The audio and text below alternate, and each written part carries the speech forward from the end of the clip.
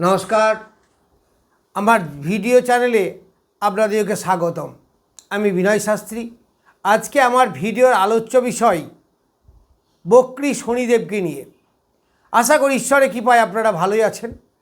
এই বক্রী শনি আগামী 26 তারিখে বক্রী হবে, 26শে জুলাই, এবং বক্রী অবস্থায় থাকবেন 10ই ডিসেম্বর পর্যন্ত।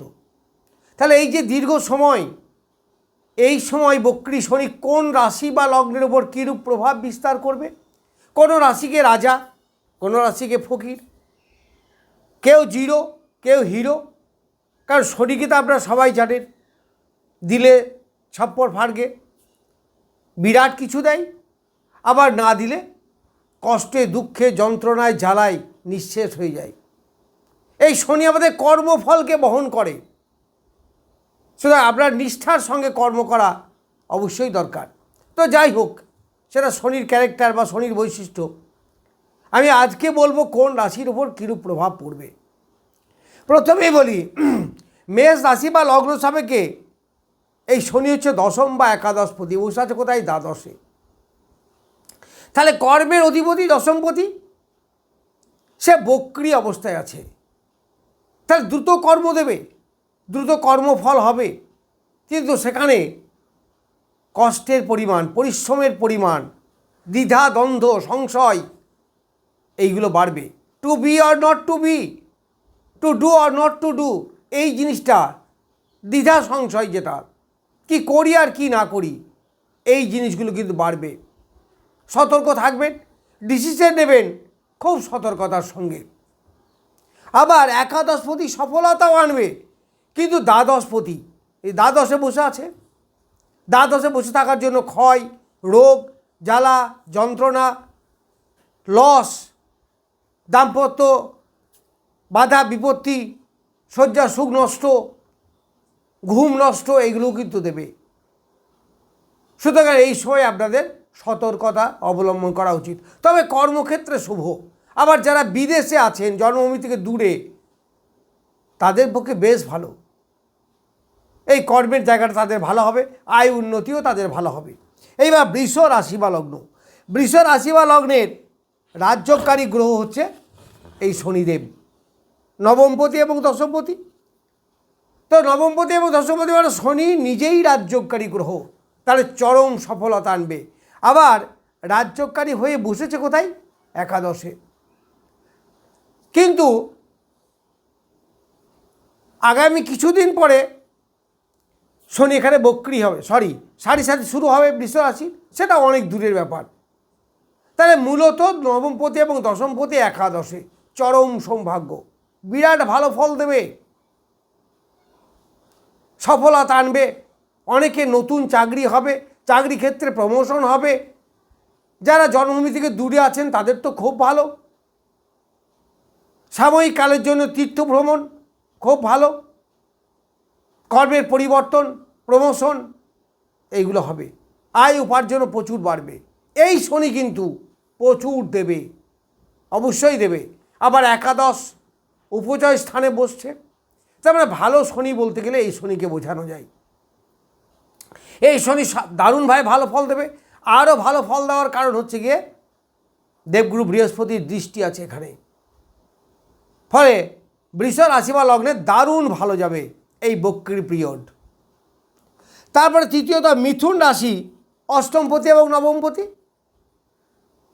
সেটা আছে কোথায়? দশমে। অষ্টমপতি এবং নবমপতি যদি দশমে বসে, তাহলে কর্মের সফলতা, কর্মের মাধ্যমে ভাগ্যের উল্লেখযোগ্যভাবে পরিবর্তন। আবার অষ্টমপতি একটু স্ট্রাগল বাড়বে, একটু কষ্ট বাড়বে, পরিশ্রম বাড়বে, কিন্তু সফলতাও আসবে। পরিশ্রম যেমন বাড়বে, আয় উপার্জনও তেমন বাড়বে, ভাগ্যের চরম উন্নতি হবে, ডেভেলপমেন্ট হবে। পিতার শরীর স্বাস্থ্যের দিকে অবশ্যই যত্ন নেবেন। তীর্থভ্রমণ দারুণ ভালো হবে, এতে কোনো সন্দেহ নেই। আবার যারা অকাল সায়েন্সের ব্যবসা করেন তাদের ভালো হবে।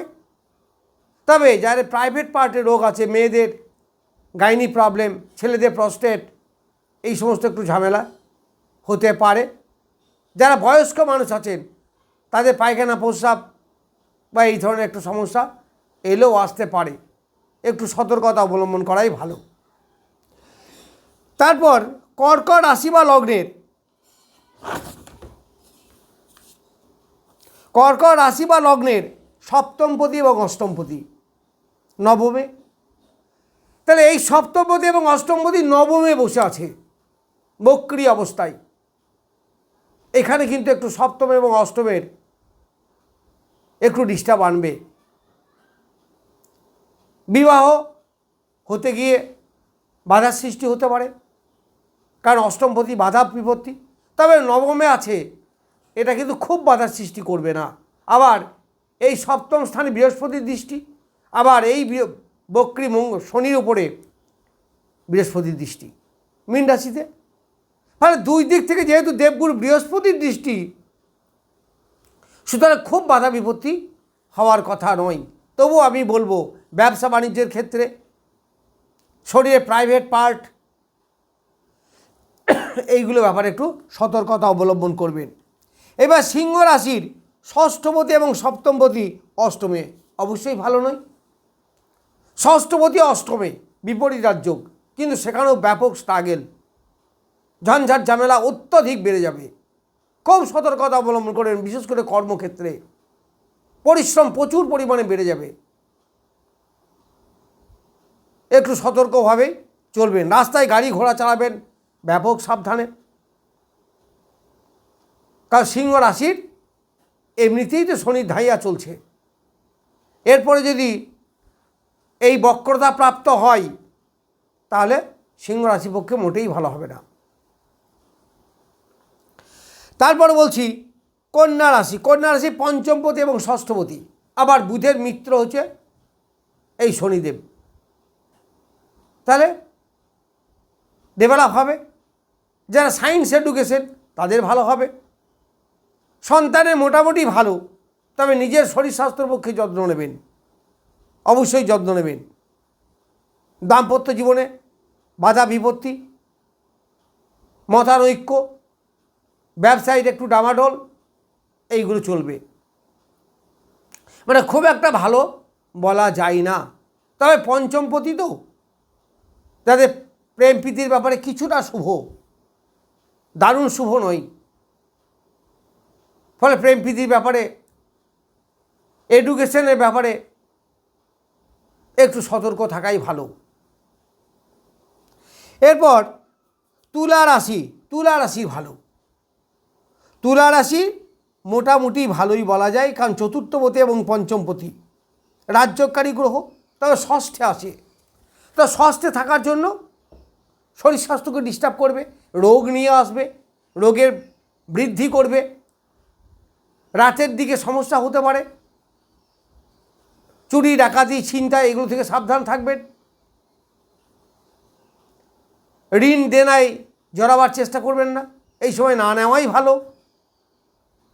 তবে কর্মের সফলতা আসবে, নতুন কর্ম পাওয়া, সে সরকারি হোক আর বেসরকারি হোক, কর্মে প্রমোশন হওয়া, এইগুলো কিন্তু ভালো হবে। এডুকেশনে সায়েন্স এডুকেশন যারা আছে তাদের পক্ষে ভালো। মাতৃদেবীর শরীর স্বাস্থ্য খুব একটা ভালো যাবে না, সেদিকে ডিস্টার্ব করতে পারে। মন মানসিকতার ব্যাপারে একটু সাবধানই হবে। এবার বলো বৃশ্চিক রাশি বা লগ্ন। তৃতীয়পতি চতুর্থপতি পঞ্চমে, ডিসিশন মেকিংয়ে প্রবলেম, চেষ্টা, এনার্জি লস, এগুলো হবে। চেষ্টায় ব্যাঘাত ঘটবে। যারা প্রোডাক্টিভ ব্যবসা করেন তাদের ব্যবসায় সমস্যা হবে। যারা হাত দিয়ে ব্যবসা করেন, হাতের কাজ করেন, বা গান বাজনা জগতে আছেন, তাদেরও খুব একটা ভালো যে হবে সেটা বলা যায় না। সন্তানের শরীর স্বাস্থ্য একটু লক্ষ্য রাখা ভালো, তবে মেজর কিছু খারাপ হবে না, কারণ এই শনিদেবের উপরে দেবগুরু বৃহস্পতির বলবান দৃষ্টি। এরপর চতুর্থপতি পঞ্চমে, ফলে ঘর বাড়ি যদি ক্রয় করতে চান, তৈরি করতে চান, এগুলো করতে পারেন। খারাপ হবে না। যারা স্টুডেন্ট এডুকেশনের ব্যাপারে ভালোই হবে, মোটামুটি ভালো হবে, তবে বিরাট ভালো কিছু আশা করা যায় না। সব দিকে প্রেম প্রীতির ব্যাপারে, ডিসিশন মেকিংয়ের ব্যাপারে কিন্তু খুব সাবধান। প্রেমে ব্রেকআপ এই সময় হবেই, খুব সাবধানে চলবেন। পেটের সমস্যা এইগুলো কিন্তু দেখা দেবে। এরপর ধনু রাশি বা লগ্ন, ধনু রাশি বা লগ্নের দ্বিতীয় পতি এবং তৃতীয় পতি চতুর্থে আছে, ফলে আয় বৃদ্ধি, উপার্জন বৃদ্ধি এইগুলো হবে। মাতৃদেবীর শরীর স্বাস্থ্য প্রতি যত্ন নেবেন। চেষ্টায় কিছুটা ব্যাঘাত ঘটবে, এনার্জি লস করবে। মকর রাশির লগ্নপতি এবং দ্বিতীয় পতি তৃতীয় মানে উপচয় স্থানে শনি ভালো, ফলে অর্থ সেভিংস মোটামুটি হবে, আয় উপার্জন হবে। পরিবারের মধ্যে মাঝে মাঝে বিতর্ক মতনৈক্য তৈরি হবে, খরচ বেড়ে যাবে, এইগুলো কিন্তু হবে। আবার লগ্নপতি হওয়ায় নিজের শরীরে ডিস্টার্ব করবে,